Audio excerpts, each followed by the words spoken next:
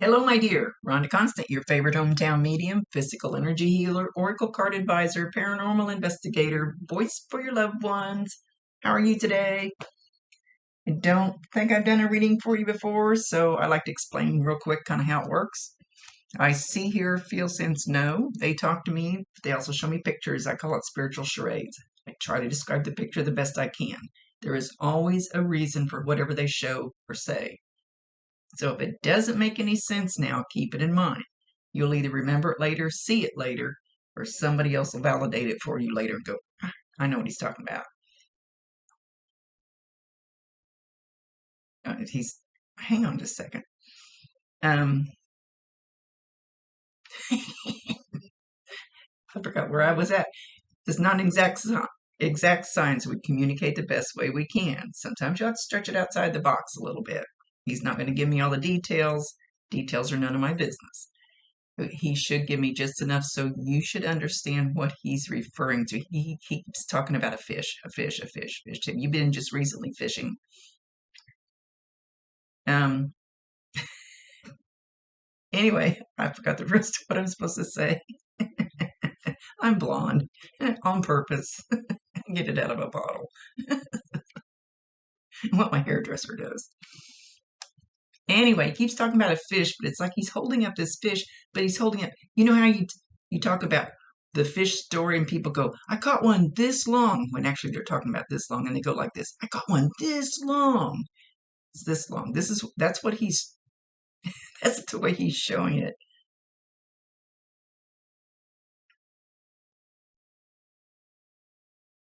I, so he's doing that when he's holding up this fish. So I don't know if you've recently been fishing. Maybe this is a childhood memory that you have with him. Um, not exactly for sure what it is. Quit saying that, Rhonda. And then he's showing he like drops it and it falls on the ground, and I can see the grass, the water, all that, and it's flopping around. Of course, it's still alive. It's a fish out of water. And he says sometimes you feel like that fish out of water, like you're just oh, some little gnat just flew by my face. Sometimes you feel like that fish out of water and you're flopping around and you can't get to where you feel like you need to be if you were in the water. Oh, he's going to make two things out of this. That if you were in that water, it'd be just like smooth sailing and you would be doing what you were born to do, what you were meant to do. But there's a whole lot lately where you've been feeling like this fish out of water and you can't quite get to that water because he's showing this fish is trying to flop itself down to the water.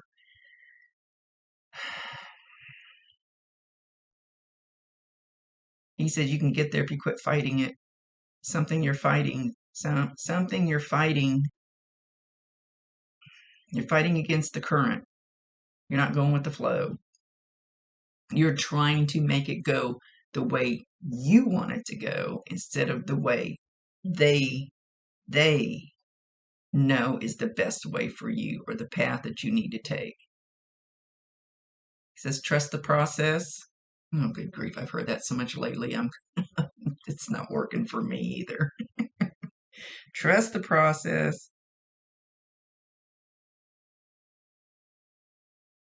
But I feel like he's talking about two things. One's an actual fish, however that fits for you. This fish is now it's gasping for air. It's been out of the water too long. So somehow, I don't know if you've actually been in the flow before and now you're out of the flow and now you're gasping for air. I call this our psychic antenna, especially your gut. When it gets down to your gut, when that gut twists all the time, like mine does lately, you got to see what goes on in my head. It's trying to tell you that you're not quite in the right spot, or something isn't quite right for you, or somebody isn't quite right for you. Doesn't matter, however it fits for you.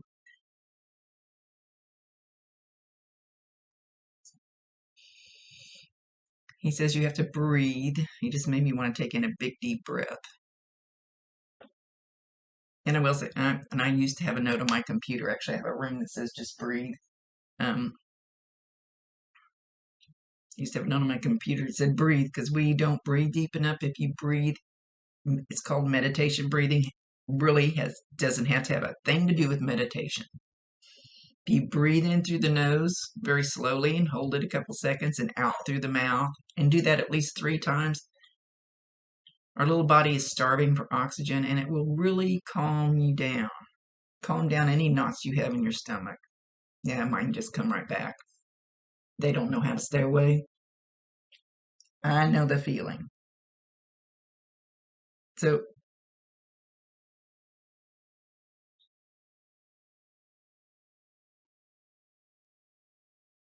all right, he's talking about playing with your kids, and I have no idea how old they are, so I'm not sure. He's like hopping on one foot. He's like playing hopscotch, and I don't think anybody plays hopscotch anymore where you take a piece of chalk and this is old people's shit. And you make squares and stuff on the sidewalk. I think we used to put numbers in them or something. And I don't remember how we used to do that. So I don't know if one of the kids has recently done this. Maybe you did this when you were a kid, but I feel more like he's playing with your kids. So maybe they just recently took some sidewalk chalk, or maybe even when they were younger and he had just left. I don't know how long he's been gone. Or he used to play out there hopping around when they had sidewalk chalk.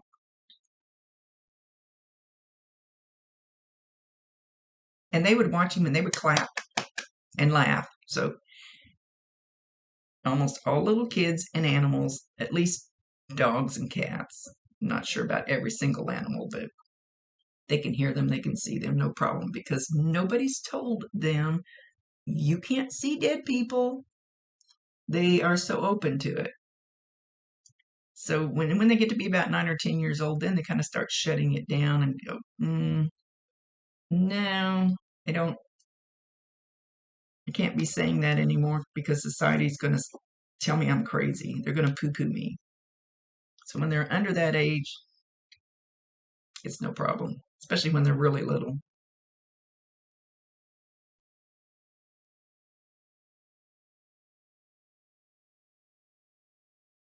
And he comes up and puts his hand on your shoulder. It's kind of like you're sitting like I am. And he just comes up and lays his hand on your shoulder, but of course it's like this. Comes up, puts his hand on your shoulder. You should feel that pressure. Sometimes it's so slight it'll feel like a tea towel, kind of, it just like a piece of cloth. It could feel really strong. You could feel a grip. You could feel heat. You could feel goosebumps. Sometimes when I'm trying to ignore them and they really want my attention, they'll take like, it feels like pins sticking me, like, hey, kind of hurts. So everybody receives the energy different. So he's putting his hand on your shoulder and he's pushing down on it, and it looks like he's pushing really hard, but it probably won't feel that way to you. He's just showing me that he's making an effort, a bigger effort to let you know that that's him. Maybe you have an ache in your shoulder lately. And he says, I'm so proud of you. So proud of you. You're a better dad than I was, by far. Don't doubt yourself.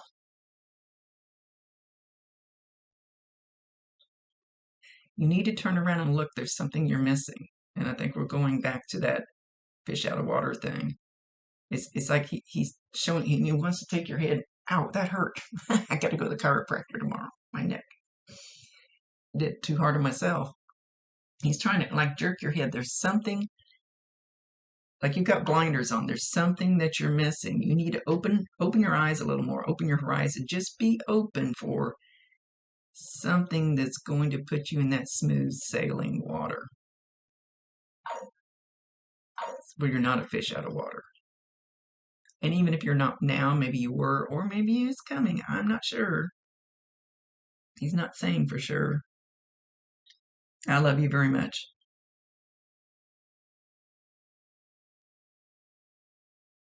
I should have been more open to saying that more to everybody.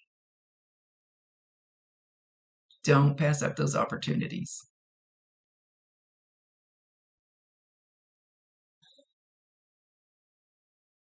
Be the man you were meant to be.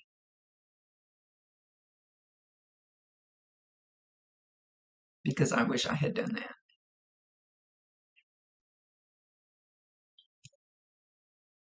Instead of me worrying about what society was going to think, what other people were going to think, what everybody else thought I should do, that I needed to be making more money, I needed to be over here doing this at this time, and being over here and doing that at that time, instead of being in the natural world. I'm gonna try to. I know what I think the natural world is. Try to get him to tell me.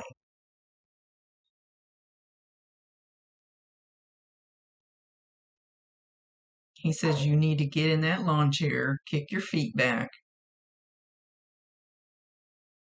put those kids in that little pool. I don't know how old your kids are, but he's showing them as young. Grab a beer and realize those are the moments of your life. It's not a new car. It's not a new house. Those are the moments of your life. Now he's showing a barbecue grill too, and it's smoking. I hope you're not burning your meat. So I don't know if he's showing a scene that has actually happened lately, but he was there at that moment, and he wants you to do this now. Oh, somebody was yelling as they went by. Okay, so it's like he's still showing you sitting there watching little kids playing in a kiddie pool. Barbecue grills, smoking. Put another lawn chair next to you. Empty. Nobody else is around except you and the kids or whatever. And ask him. Give him permission to sit in the other chair. This is what I do with my Bob. If I want to go sit and talk to him, he's up there. Actually, not up there. Actually, they're right here. But anyway, he's on the other side. And we go sit. We take our lawn chairs and our fishing poles, and we go sit by the creek. That's how we meet on an energetic level. So put that empty chair there. Ask him to come sit there. It may take a few times. You'll get something where you know, and talk to him. You don't have to talk out loud. We have telepathic ears. You can talk. You can talk that way. He can hear you. And talk to him. Just like you would if he was here. Somehow, eventually, you will get a sign that he heard you, that he was there, that he's actually joining you there. Believe me, they don't have clocks, they don't have calendars, they got plenty of time to sit there and listen to you. So do your angels. Whoever said that archangels are too busy to have time for your shit, no, they don't. That's their job. So, okay, I'm gonna have to get one of these little bells because they show me these little bells all the time. It's like my big bell right back there. It's probably hard to see on that table in front of that picture. It kind of blends in. There. He's showing me a little one, like a little schoolhouse bell. Ting-ling-ling. So you'll be hearing this ting-a-ling. You may actually see it on TV.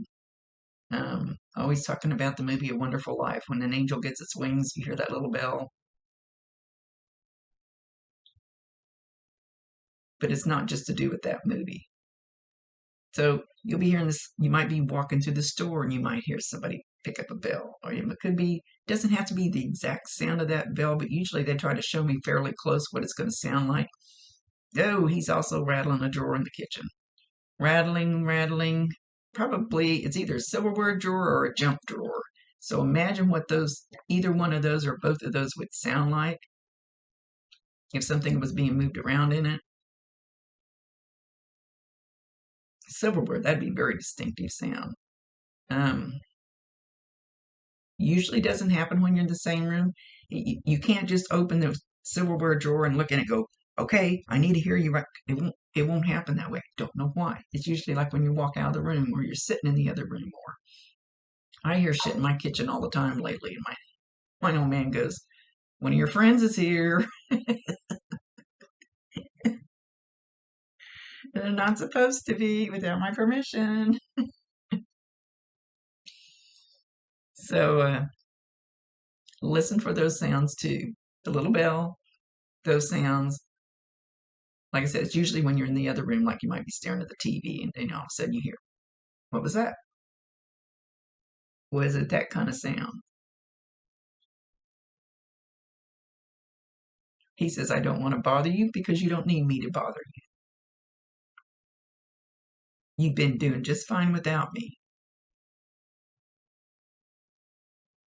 But know that I can hear you. I promise you 1,000% they can hear you, they can see you. Talk to him all you want to. What was I going to say? What was I going to say? And a lot of times they don't step forward because I see them a lot of times standing in the corner of a living room or something, not wanting to step forward because they're afraid they're going to scare the person. Or I have people that want me to come cleanse their house. And I go in and I go, you don't need your house cleansed. It's just grandma. Just grandma popping in, trying to let you know she's here. He said he doesn't want to interfere. You. Oh. Rhonda, here is your reminder. Oh, I got that loud. Lashes. I'm just going to do it again. No, here it comes. Sorry. Rhonda, here is your reminder. Lashes. I had the music cranked up earlier. No appointment to get my lashes done. Anyway, so invite him in. Tell him it's okay. Tell him what you would like help with. Not tell, ask. Ask if he could help with blah, blah, blah. Ask if he could help with something that he was good at when he was here, because I always tell people if Uncle Joe didn't have a pot to piss in, don't ask Uncle Joe for financial help down here, because he didn't understand it, how it worked down here. So if you need help with something that he would understand, that it was something that you would have gone to him for, or if you just want to blah, blah, blah, give him permission, invite him in, and then be grateful for it when you do get it and thank him. Because you don't have to be a medium to talk to him. You guys just have trouble hearing their side of it. They can definitely hear everything you've got to say. He says, I love you too. So I don't know if you just said, I love you, Dad.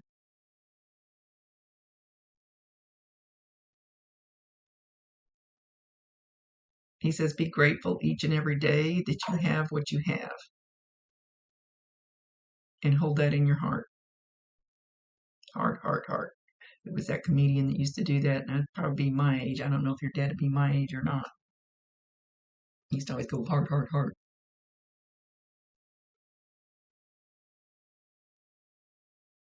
Okay, with that, he's going to leave.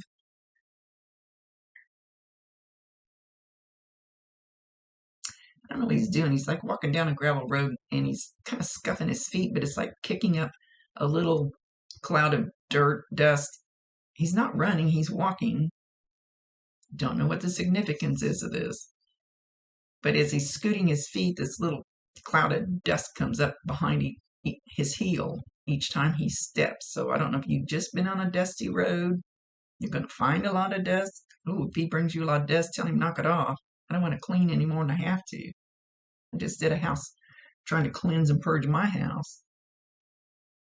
I don't know why he's walking that way. Did he shuffle his feet before he left? But it's the little cloud of dirt behind each heel when he makes a step that's kind of got me not sure what he's trying to show. He knows. They know best. It's their ball game. I allow them to do or say whatever they need to say or do within reason. Right, guys? They're my buds. Gotta love them. He says, wake up every morning with a grateful heart.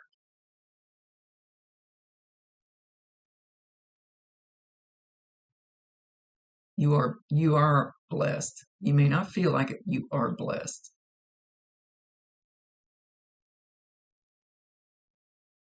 You'd be surprised how you see things different when you get up here. I did not realize how blessed I was. Because I wanted more, and more, and more, and more. I wanted more. I didn't have enough.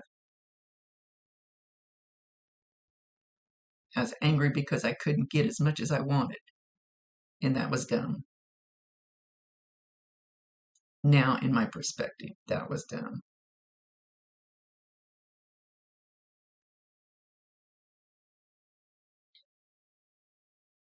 And with that, he's leaving.